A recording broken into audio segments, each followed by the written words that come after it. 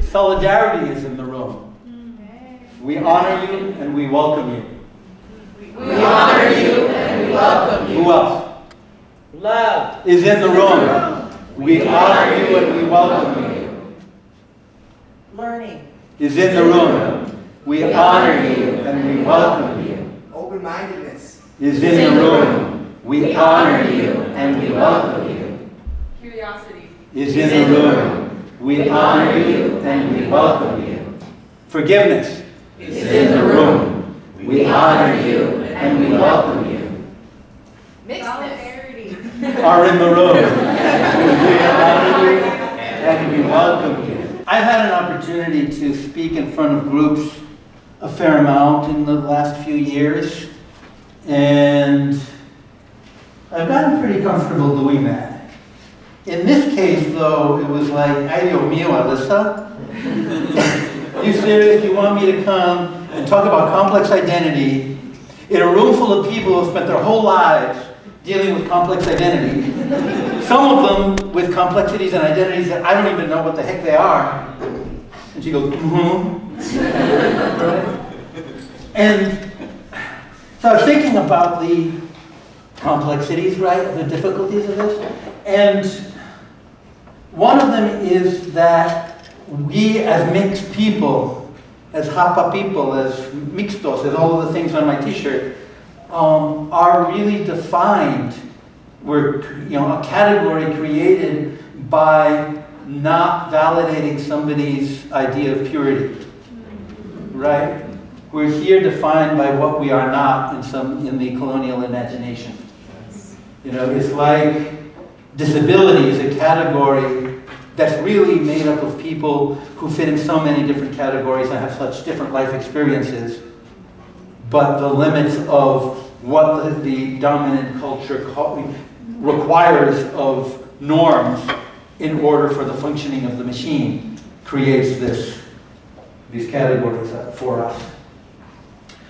And also even the language or the concept of talking about identity means that we're walking onto a landscape of fortified identity boundaries created in many cases by communities of color to protect ourselves against racism. And that anything that looks like blurring those boundaries can feel like betrayal and vulnerability and danger, right? And there are plenty of smooth talkers out there trying to ensure that in fact it does lead to betrayal, okay? So I was complaining about all this to my friend Molly the other day, and she said, just say that. So that's my starting point, is I want to talk about not just our complex identities, but the complex politics behind those identities and the landmines that are out there and the solidarity that potentially awaits. So I put away my calendar. I've been looking at my calendar thinking, dang, do I have enough time that I can offer Alyssa a month of babysitting Khalil if she'll find somebody else to do this? And so I decided to stop trying to do that. We didn't have that much time anyway. So one thing I want to say is that we're not really talking about the mixing of peoples and cultures. We're talking about the mixing of peoples and cultures in the context of a racially structured empire in its period of decline. Very specific, right? Peoples have been mixing lineages forever, long before there were borders or boundaries or empires or even Walmarts. And, oh gosh, yeah. I got my Puerto Rican survival kit here.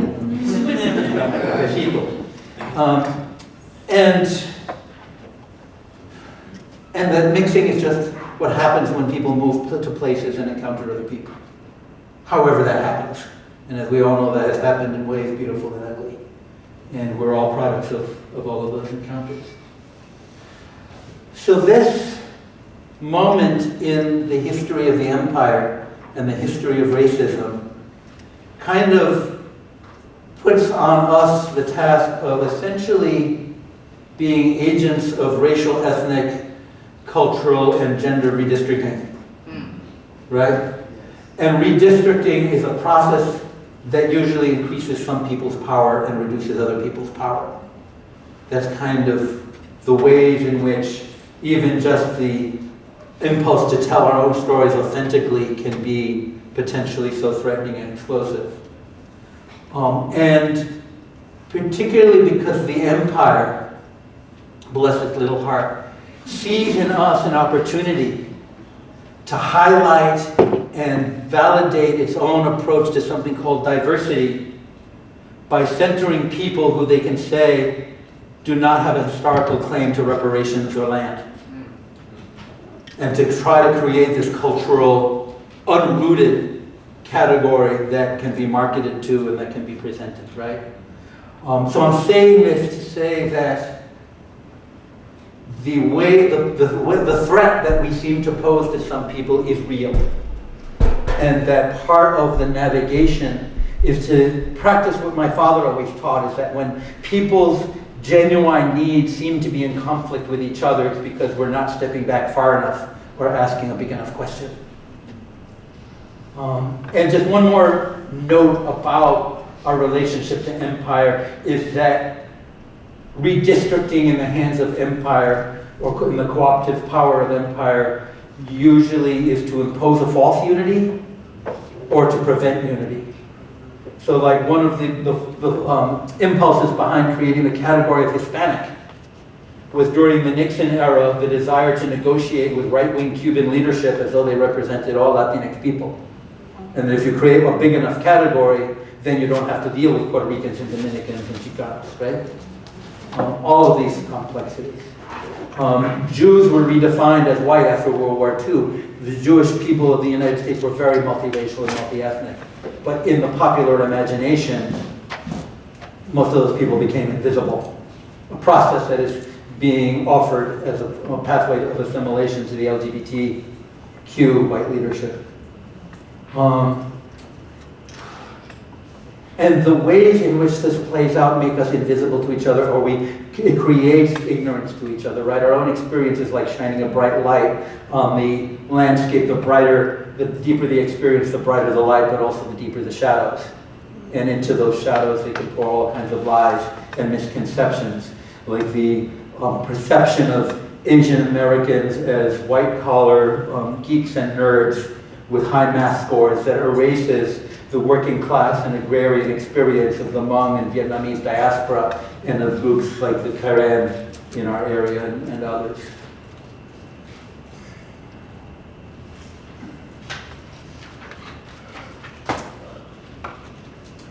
So, talking about redistricting, the old districts had their problems too, right?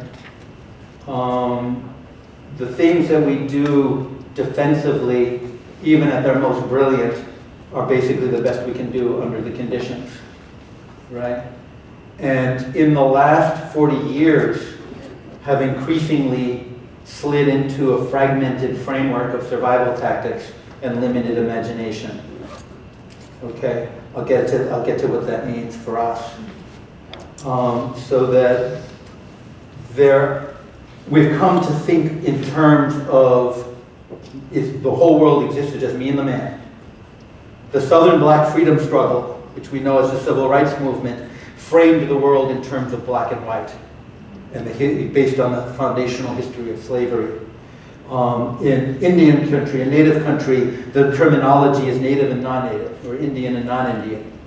Among my people, there's Latino, Latinx, and Anglo. In each of these cases, when we say Anglo, we're not including all of the people who speak English. It's all about white folks, right? Non-Indian? No, they're not talking about, Hmong and Somali and so forth. It's talking about white folks. And so all of our narratives become, it's me and the white man, and you other people of color are just bit players on the periphery of my stage, right? We don't see each other laterally. We don't see each other horizontally, right? And that has been especially true since solidarity politics was suppressed in favor of nonprofit competition 45 years ago. A symptom of that is our practice of talking about liberation without any real knowledge of each other, without knowing anything about the history and experience of other oppressed people or their stories. And not only does that make real solidarity impossible, it makes it impossible to understand how the empire works. The three pillars of genocide, slavery, and colonialism that have shaped the different currents that have formed this hybrid known as US racism. So, the emergence of spaces like this, the creation of mixed spaces, gives us some opportunity to start to address that, to try to remedy that. And I also want to call out the fact that we come into, I know what attracted me to these kinds of dialogues, into this space, is I am always hungry for places where we can just say who we are without having to start from point A, explaining the concept of complexity, right? But some of that shit we can just leave outside the door,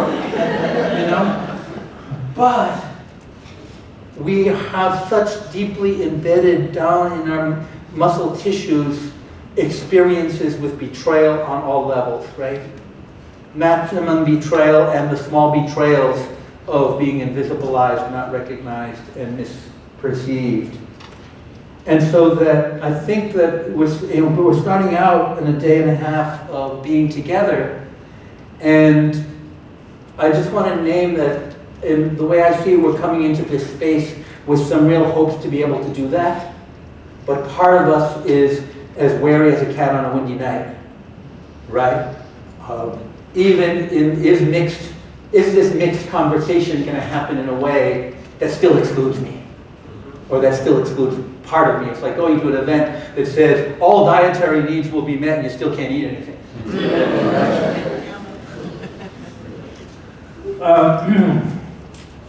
So this mixture thing is really tough because we got to make room for each other and try to figure out that, and try to convince our bodies that making room for each other doesn't mean making less room for me, right? It's about expanding the space. Mixture does not mean some color mixed with white. It can mean that.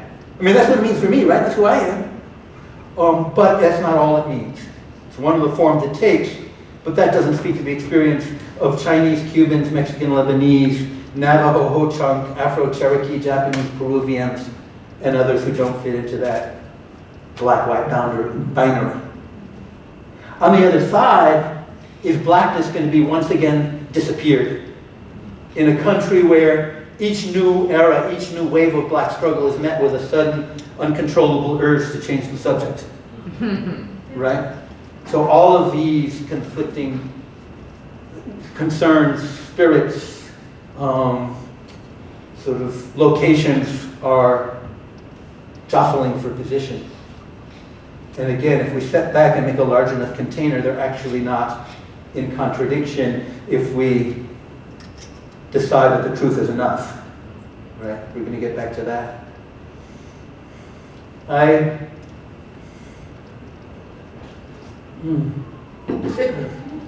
So we're here, I think, as the next few days unfold, I'm hoping that we're going to encounter some surprises. I'm expecting that we're also going to encounter some disappointments. And I think that it provides an opportunity to practice loving struggle. Oppression is in the room, but we need not submit to it. We need not submit to it.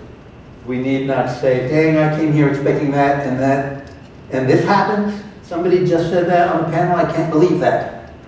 Don't go home with that, bring it out into the room, right? But how do we bring it out into the room? I stepped off the plane from Puerto Rico 50 years ago this year. Just figure that out. 50 years ago this year, I stepped from Puerto Rico into 1967 Chicago, right? In a time of, and I was quickly drawn into the struggles of the time. And that was a time where, in my experience, challenging somebody's politics, arguing and disagreeing was a good way to start a friendship. And now we're living in a time where it's a great way to destroy one. We got to get back to some of those things that we left on the battlefield back then. We got to bring that forward because we need to be able to take risks. And if we're all just waiting to pounce on somebody for getting it wrong, nobody's going to take risks, and we're not going to find the insights that we need to find our way out of here because we're not up against each other. We're up against a global empire that doesn't really care about our identities and our squabbles with each other, except that they love to see it draw blood.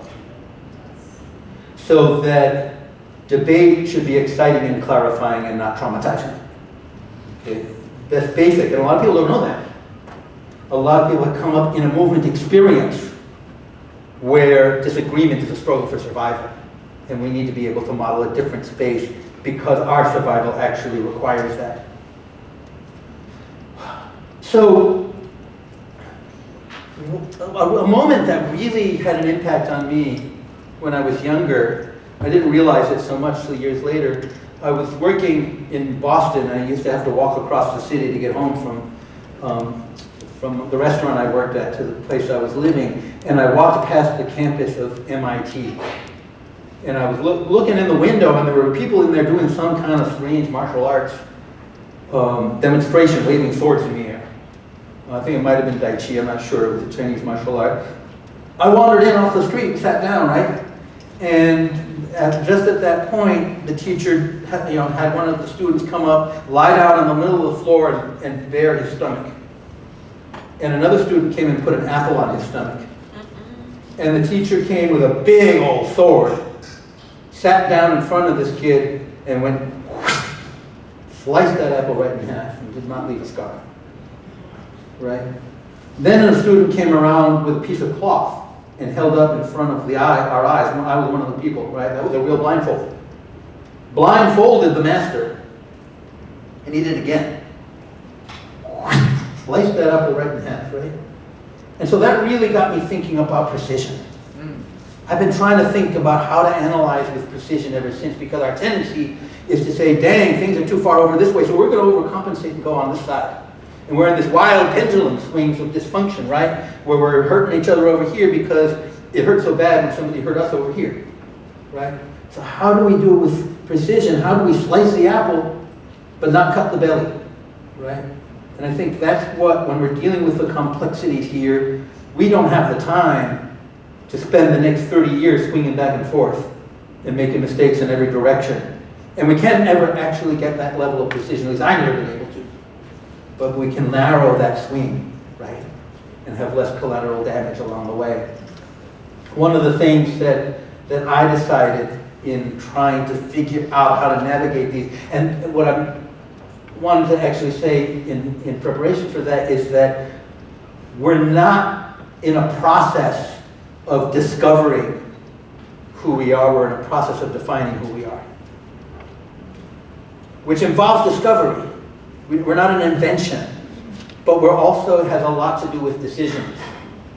I was thinking about recently with sort of a chill running up my spine, thinking about what if my parents, right, a Puerto Rican woman and a Ukrainian Jewish man who raised as kids, were born and raised in the mountains of western Puerto Rico, they named their children Aurora, Ricardo, and Alejandro.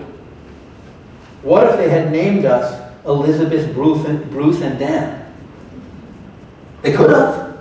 They have that. What would that have meant for the struggles that I would have had to engage in being who I am in that environment, or when I came to the United States, right? Subtleties, nuances can tip so many different balances and tipping points.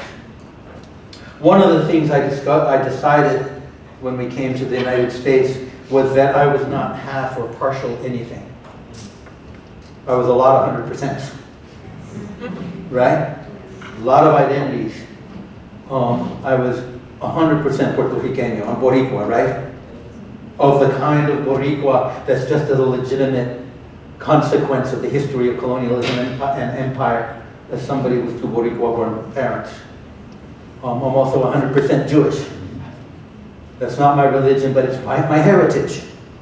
And the same goes through all of the gender, class, etc. I'm a whole lot of 100%.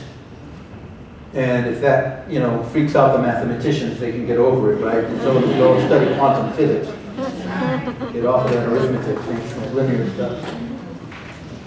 So there's a couple of lessons that I that I'd like to pass along as though I know what I'm talking about. So humor me. Nothing like it, right? The first is that the truth is enough. Do you say that? The truth is enough. When my sister Aurora, in doing her historic genealogy work, discovered that one of our lineages was directly descended from a branch of the Morales family who were slave owners near Naranjito in eastern Puerto Rico. I swear, honestly, my first reaction was, that's great news. Not because I was now directly linked to one of the greatest crimes against humanity in history, because I can't change that retroactively, but that if I can be directly descended from these people and be as committed as I am to the liberation of all people, then none of us have an excuse to be changed by the choices of our ancestors. We can honor, we can love, we can carry on in the name of our ancestors, and we also can liberate ourselves from them. So truth is necessary. We're organisms who, as organisms, need continual nuanced information about our environment in order to survive. And we live in a context where we are constantly fed lies. And our head is told one thing, but our bodies know the truth. And that gap causes us to live in a state of confusion and pain. We need the truth. We need to reconcile the story that we live in, the cover story. So we either reconcile them or we self-medicate for them. Those are the two things that we do, right?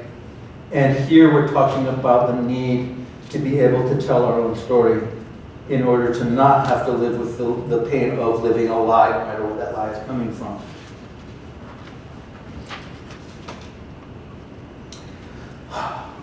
Lesson number 2.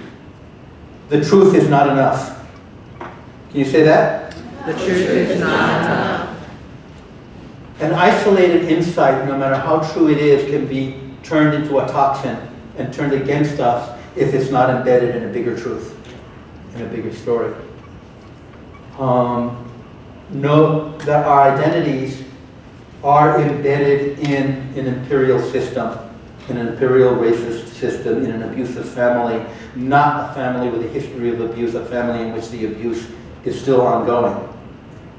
And no amount of self-discovery is going to change that. So that if we don't want our stories to be co-opted and absorbed into a system strategy of confusion and separation, we need to ground ourselves in a narrative of who we are based on clarity and solidarity. We're in this together, right? And again, that comes back to the stories of our peoples around defending the boundaries of our identities that are threatened by the threat of dissolving those boundaries, is what it feels like. I was at a conference, Black Studies conference at McAllister maybe 10 years ago, and the professor, right, who was up there, who was did a lot of public health work in the black community, was talking about how this whole idea of mixed race was really just a gamut by white mothers to try to protect their mixed children from the abuses of racism, to exempt them from racism rather than to challenge and fight and dismantle racism itself, right? So you see all these fears are there. And whether we see that as being true or not, what is true is that those perceptions are there, and they're rooted in legitimate fears, and that's that we get used against each other if we are not deliberate, intentional, and powerful and clear, that we will not be. So there's been a lot of polarization around this phrase identity politics, right? All for the good and the bad. And what I want to propose here, and by the way, I'm deliberately saying all kinds of crazy shit today, because I want to model this idea of if I get it wrong, that's okay, right? We talk about it, okay? It's not like, oh, that guy said something wrong, he's in the trash, right? We've got to be able to take risks and say stuff, even if it's half-baked and we're just figuring it out. But what I would say about identity politics is that that is what starts the chemical process of personal and collective self-knowledge, right? Every butterfly needs to start as a caterpillar. define itself, create its boundaries. One thing I learned through the study of trauma is that we are our boundaries. And trauma destroys them, and coping mechanisms try to survive without them, and healing restores them. So we start out as caterpillars, and in that self-knowledge, that will bring us to a point, it will bring us to a boundary that we will either cross or not cross. And that is the boundary that moves us from identity politics into solidarity politics. That's where I'm 15 years old and I've spent all this time figuring out who I am. Now I gotta notice other people. Because I'm not gonna know who I am unless I know how I'm different and how I'm the same as you, right? So that if we move into solidarity politics, that's the DNA of revolutionary movements. If we don't, it stagnates into identity instead of politics, which is an autoimmune condition in which the primary activity becomes progressively over time attacking our own, right? And we live in a time, especially after 40 years of the nonprofits, so 45 years, where seeing that boundary has become difficult, and we're starting to see some shifts to cross that line, but it's long overdue. Too many people have stagnated in what feels like the safety of identity policy. And I'm not dissing identity, I'm not dissing pride. I was schooled by organizations, primarily the Black Panther Party, which was dominant when I came into the States, totally rooted in Black identity and politics, but totally committed to a solidarity worldview. So their first press conference after their first big action, they talked about the bombing of Hiroshima and Nagasaki and the theft of native land, right? There was no, hey, this is our brand, keep out. So the old social redistricting, the old districting that has protected us for so long, no longer can hold the line. History and demographics have passed it by. Anyone know how many people are sort of counted as mixed in the population these days, what the percentage is? I meant to look that up, but it's huge, right? Now, it's huge, right? Really big, believe me. But, what are we talking about? So, and I mean, I say that in quotes because what do they mean mixed, right? Mixed between these different pools of people that were already mixed, but that were, have been somehow defined into these silos because you need silos in order to control people. And then we need silos in order to defend ourselves from oppression, right? We huddle around the same fault lines that we are oppressed by.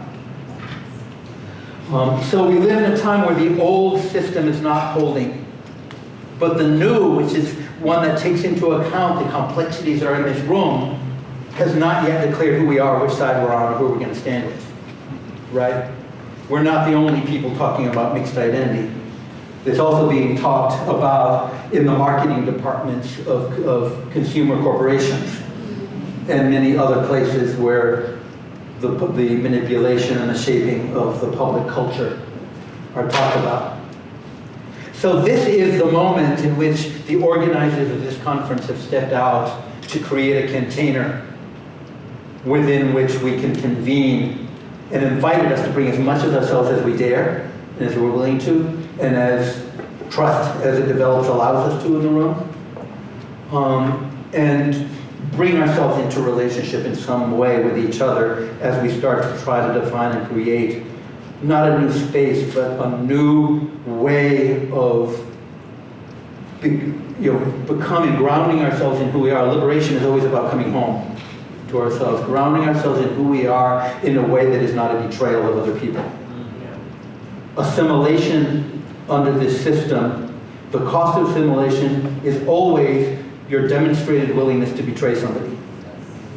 And that what we need to be doing in the cause of liberation is showing that we can step forward and develop power, not by negotiating for it with the empire in exchange for selling out and getting inclusion, but by expanding the grassroots power that has been built in our struggles as Black people, as Puerto Ricans, as Native people, as Asian people, etc. And simply expanding what that means and blurring the lines that keep us from being in solidarity with each other. not the ones that keep us separate from each other. So I'd like to finish our inventory with the most powerful spirit that's in the room today. And I'd like to sort of close that call and response by acknowledging that besides all of those invited and uninvited guests we acknowledged earlier, all of our lineages, all of our histories, all of our ancestors are here embodied in us. And I'd like us to just look around at each other, notice who's in the room, listen to who's in the room, smell who's in the room, and say, we are in the room. We are in the room. I'll give you a couple more chances to say that, but notice each other as you do. We are in the room. We are in the room. Thank you.